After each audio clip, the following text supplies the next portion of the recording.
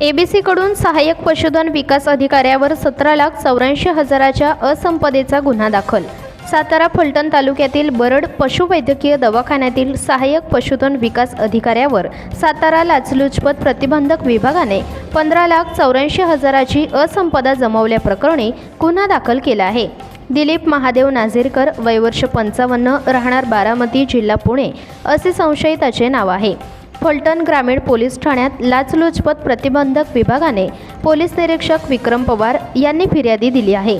दिनांक 19 जून 2011 ते दिनांक 7 सप्टेंबर 2019 दरम्यान सहाय्यक पशुधन विकास अधिकारी नाझीरकर यांनी आपल्या पदाचा गैरवापर करून ज्ञात स्त्रोतापेक्षा एकूण उत्पन्नाच्या 25.7% म्हणजेच 17,84,000ची असंपदा जमवल्याचे निष्पन्न झाले असल्याचे त्यांनी फिर्यादीत म्हटले आहे। असंपदा बाळगल्याप्रकरणी नाझीरकर यांच्यावर भ्रष्टाचार प्रतिबंधक अधिनियमान्वये गुन्हा दाखल करण्यात आला आहे।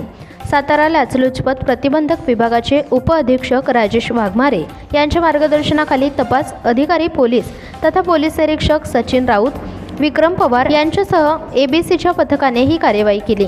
दरम्यान 5 दिवसांपूर्वीच एबीसीने सातारा नगरपालिकेतील आरोग्य निरीक्षक प्रवीण यादव यांच्यावर देखील 11 लाखांची असंपदा जमवल्याचा गुन्हा दाखल केला होता। 8 दिवसात 2 लोकसेवकांवर गुन्हे दाखल झाल्याने प्रशासकीय वर्तुळात खळबळ उडाली आहे। भ्रष्टाचाराच्या संदर्भात तक्रार असल्यास अथवा लोकसेवकच लाच मागत असल्यास नागरिकांनी संपर्क साधण्याचे आवाहन उपअधीक्षक राजेश वाघमारे यांनी केले आहे।